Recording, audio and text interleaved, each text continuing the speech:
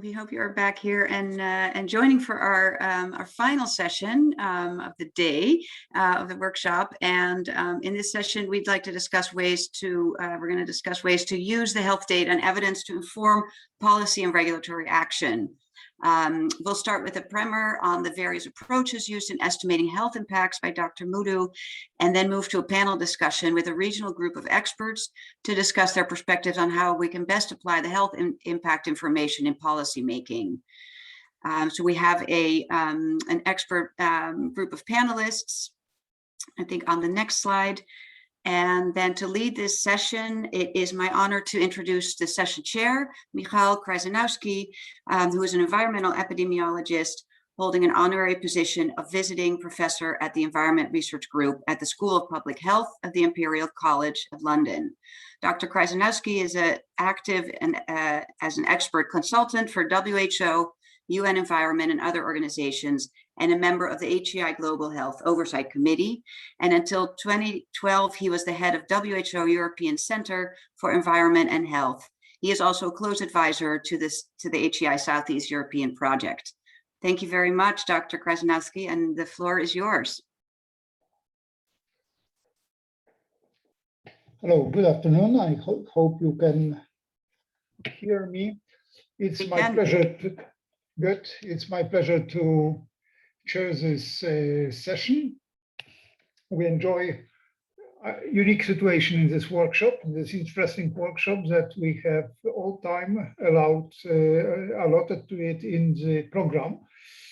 But still we have a quite busy agenda, and we hope for a very vivid and active discussion at the end of the session. So I would like to invite Pierpaolo Mudu to have his first introductory presentation. Pierre is a statistician working for the WHO European Center for Environment and Health in Bonn, and at the same time being in headquarters in Geneva, which is a unique situation in general, but not in this COVID time. His most recent work includes a focus on health impact assessment and work related to LQ+. He writes LQ+ related, but he is actually the soul of this project for the last 5 years at least. Pierre also serves on the WHO steering committee for the air quality guidelines update, and is busy with projects in Europe, Asia, and in Africa. So in all of this, we ask you, Pierre, to give us introduction to estimating health impacts. Pierre, the floor is yours. The screen is yours. Hello and good morning, everyone. Sorry, I have some background noise that should finish, I hope, very soon. And I don't know if I have to share my screen or if for the slides. Yes, you should be able to, yes. Yes, okay.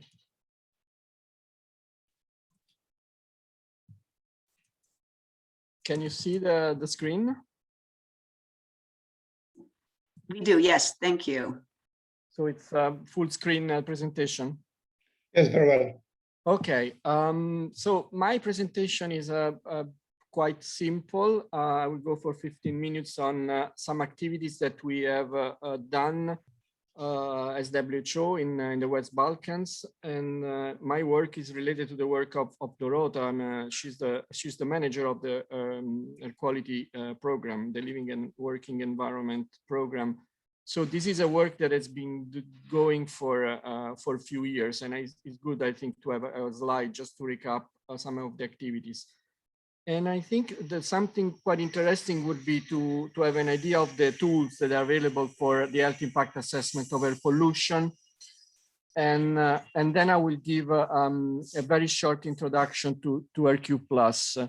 Before doing this, I will repeat something that was already said by the presenters before.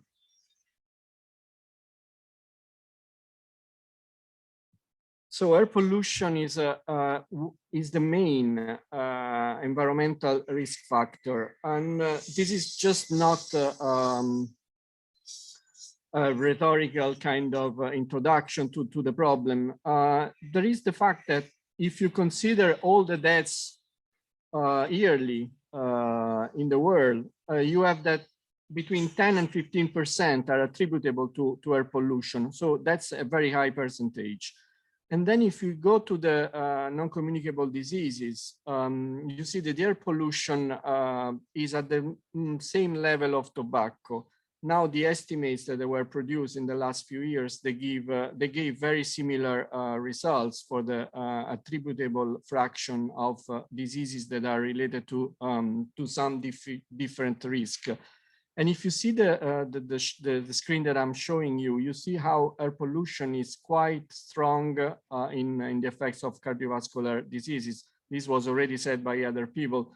And this is even higher than high sodium intake.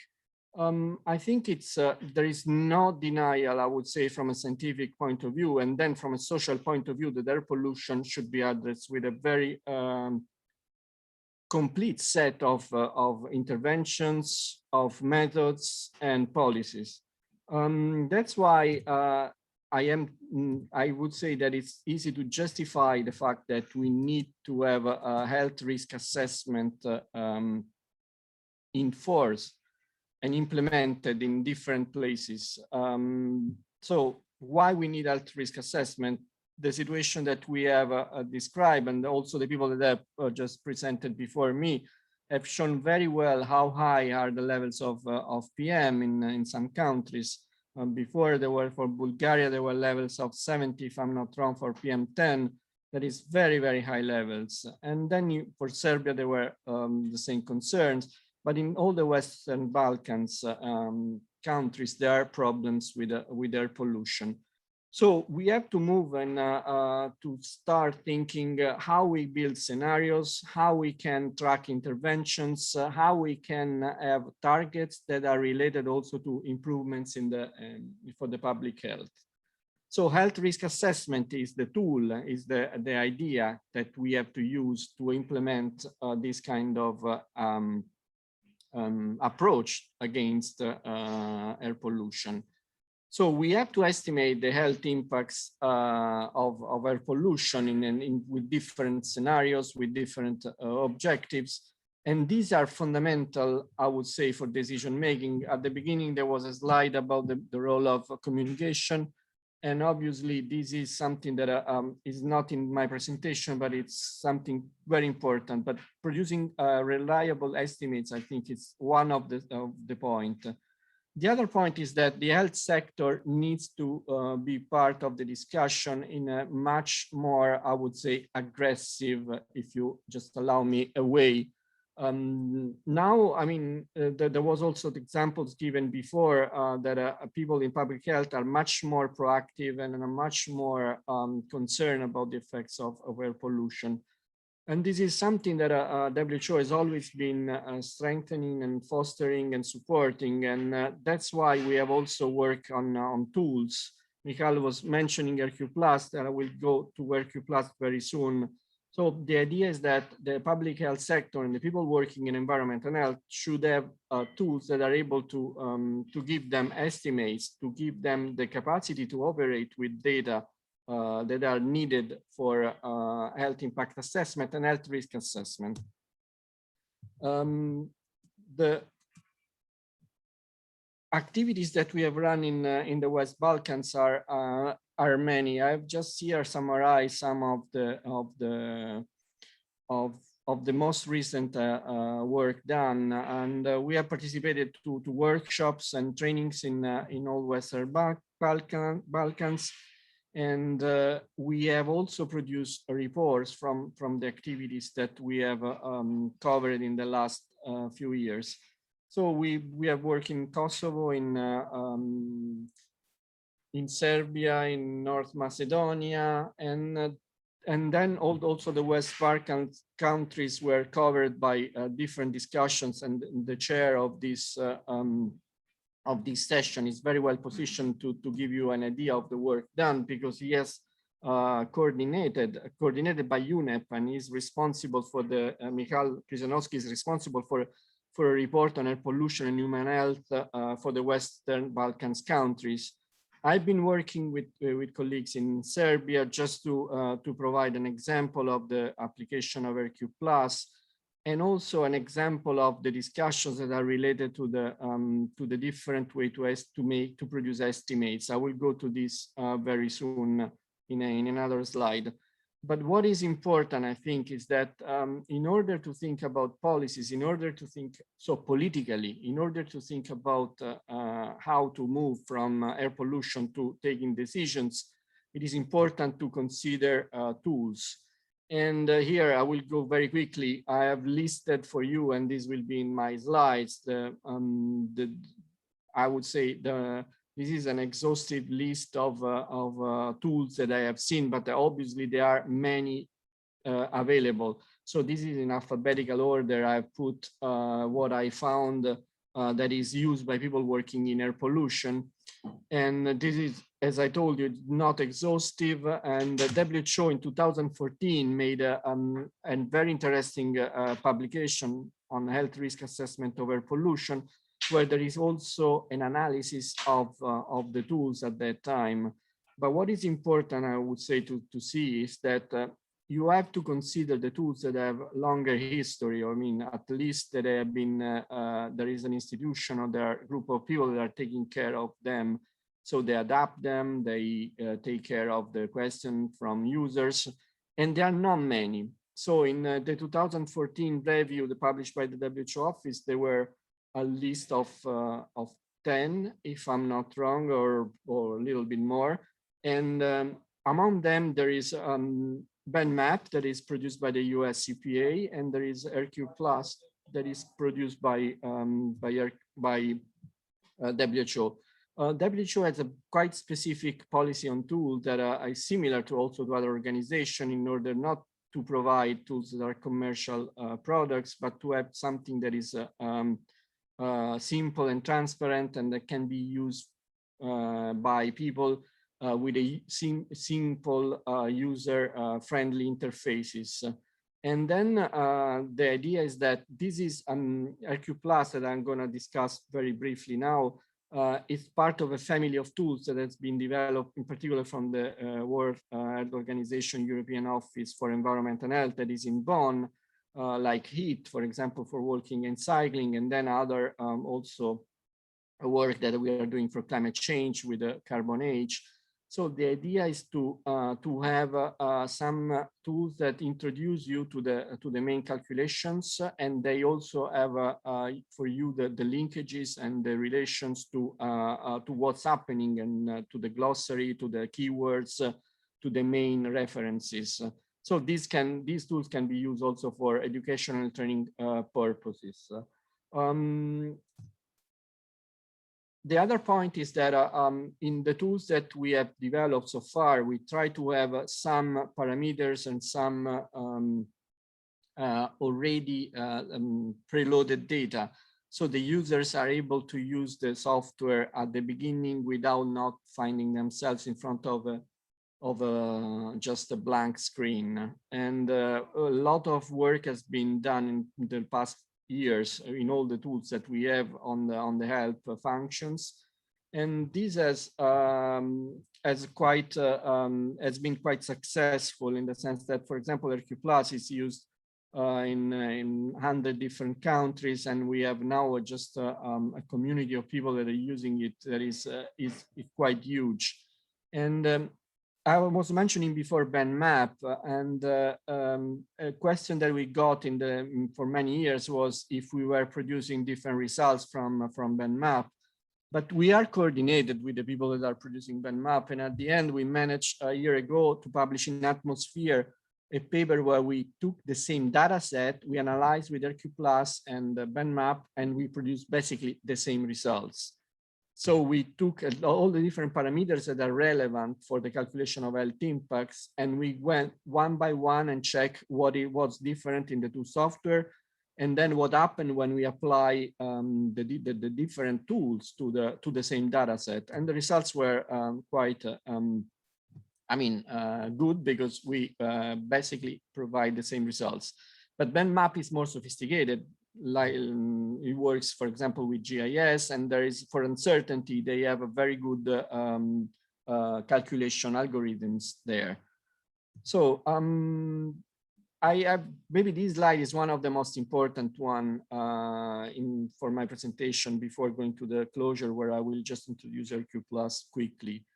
The different approaches and different methods exist for calculating the health impacts of air pollution, and unfortunately, many people are exposed to the publication of newspapers, of social media, where there are these numbers popping out from nowhere, in which they say that 500,000 people are dying in a place, but it's not 500,000 this year, it's 1 million the next year, and things like that. For all of you that are following these sessions, I think it's quite important to consider the fact that the ingredients that are used in the health impact assessment are basically the same, in the sense that you need a population, you need the exposure of this population, their pollution levels, you need to have a basic health data, and then you need to choose concentration response functions, and you need to have a decision about a target value, or use a background value or a theoretical value against which you will produce your estimates or scenarios. You can build scenarios, policy scenarios. So whatever you're doing, there are different basically objectives of the work that you are going to fulfill. If you have, for example, the calculation of a burden, probably you are working in a comparative national level. And if you're working at the level of city, so you do not need probably integrated exposure functions if you have levels of air pollution that are lower than, I don't know, 30, for example. So all these parameters, all these different ingredients, once you put more of emphasis on, you have to put emphasis on understanding the purpose of the estimates and the input data that they were used. This is fundamental, because calculations that are done for burden of disease are different from the calculations that are done for health risk assessment for a city.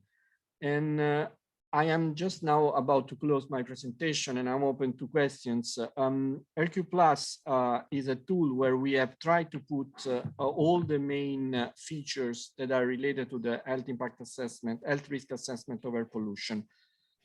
This is the welcome screen, and it's really user-friendly. There's a lot of help buttons that help you navigating through the software. And in 15 minutes, 20 minutes, you can, I would say, understand the basic and do an easy calculation. Not easy, never is, nothing is easy at the end, but you can do in 15, 20 minutes, you can understand how to do a calculation with RQ Plus about the health impacts of air pollution.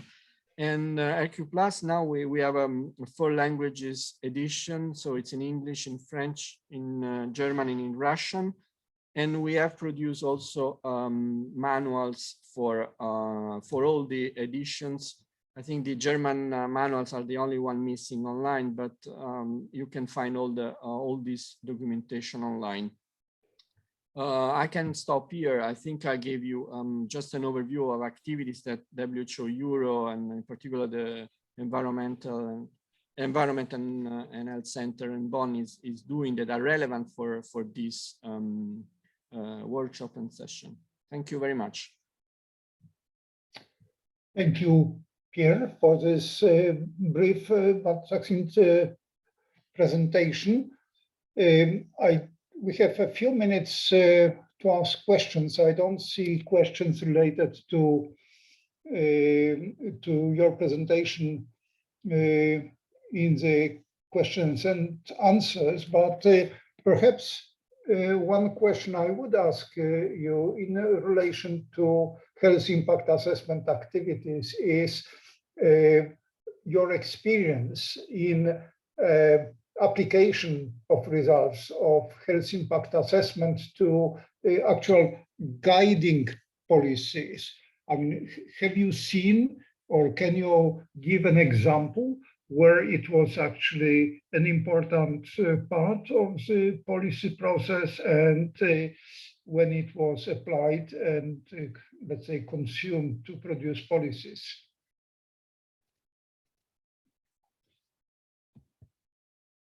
Okay. I think that there are several examples of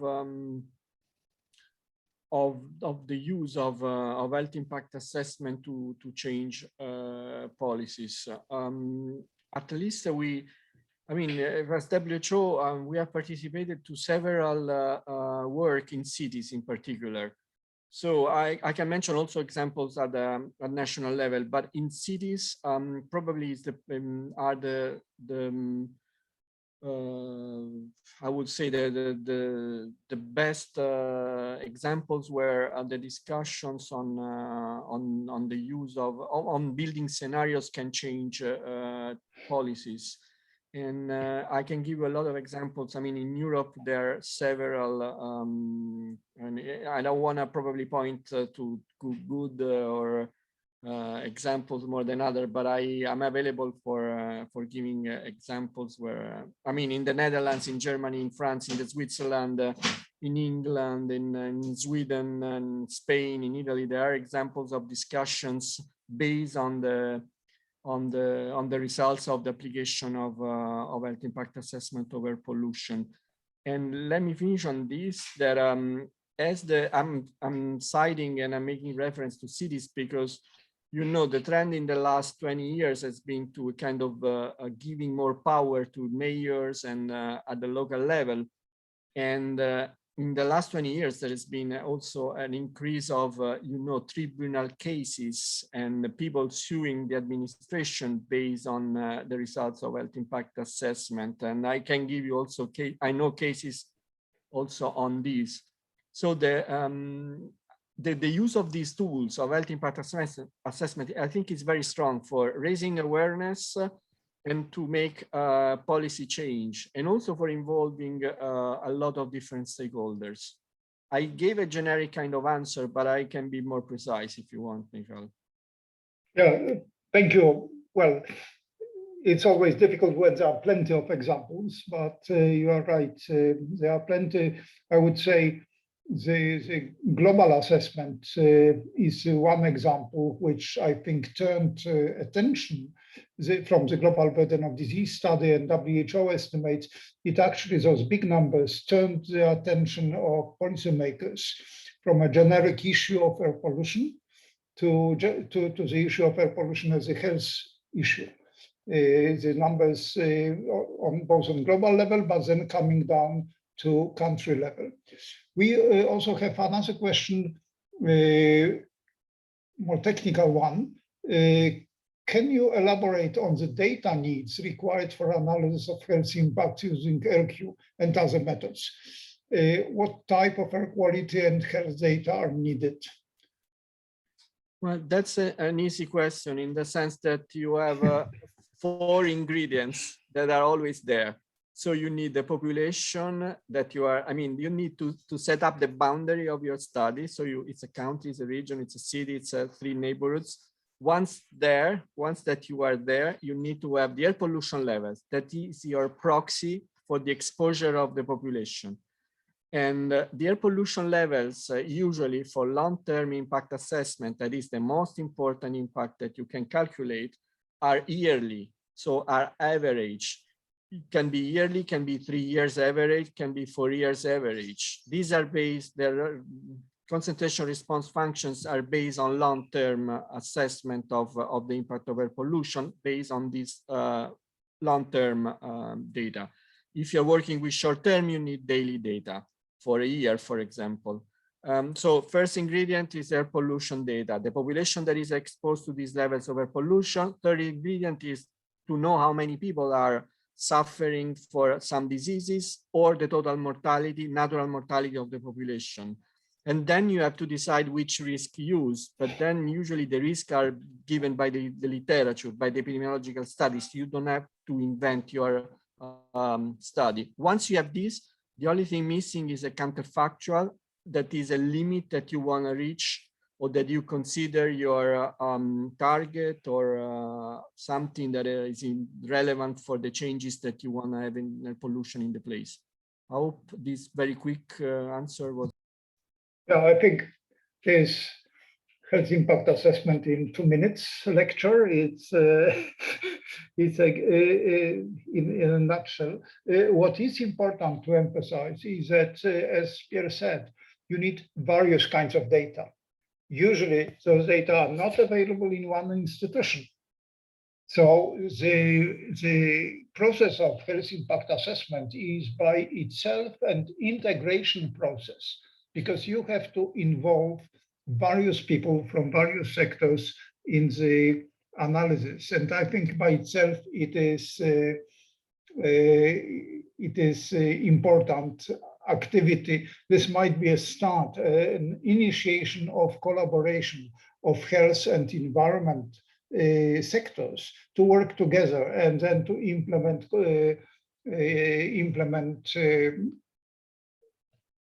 conclusions from health impact assessment. We have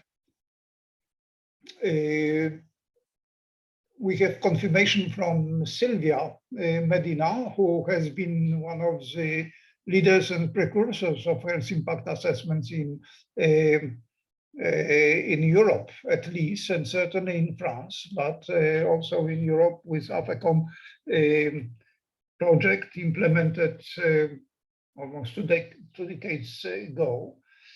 She says, if you cannot see in the question and answer, that she confirms Pierre and Michal's point, which is good. I mean, she confirms our point, that health impact assessment finding and the translation in an economic burden have been and are more and more used by local and national decision makers in France in order to support local and national action plans to reduce air pollution.